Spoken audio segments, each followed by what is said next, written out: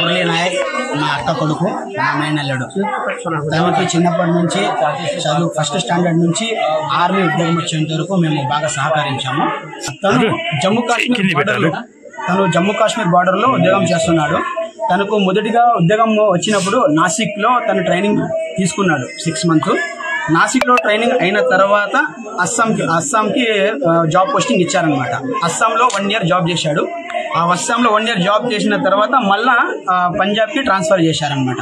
పంజాబ్లో జాబ్ చేస్తూ మొన్న అంటే 2 days బ్యాక్ జమ్మూ కాశ్మీర్ బార్డర్కి అక్కడ వెళ్ళాలి అని తను మాకు ఫోన్ చేసి చెప్పాడు. నిన్న కూడా మాతో బాగానే మాట్లాడాడు.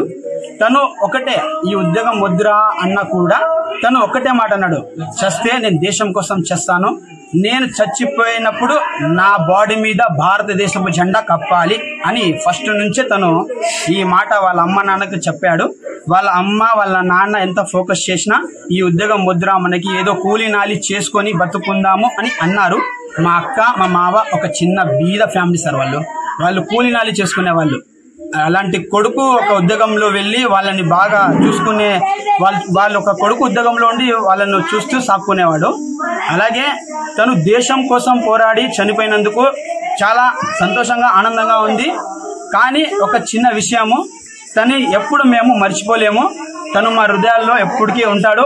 ఈ భారతదేశంలో ఉన్న ప్రతి ఒక్క పౌరులకి నేను చెప్తున్నాను, పాకిస్తాన్లో ఉండే ఉగ్రవాదులకి, లోఫర్ నా కొడుకులకి, నా కొడుకులకి కూడా వదులుకోకుండా వీలైతే మోదీ సార్ గారికి రిక్వెస్ట్ చేస్తున్నాను, 2 రోజుల్లోనే ఆ పాకిస్తాన్ మొత్తం సర్వనాశనం అయిపోవాలని నేను కోరుకుంటున్నాను. జై హింద్, జై భారత్. నాకుండే 2 కొడుకులకి కూడా ఆర్మీలోనే పంపిస్తాను. ఆ దేశం కోసమే పోరాడతాం, దేశంతోనే ఉంటాము. పాకిస్తాన్ నా కొడుకులకి తరిమి కొట్టాలి, నా కొడుకులకి సర్వనాశనం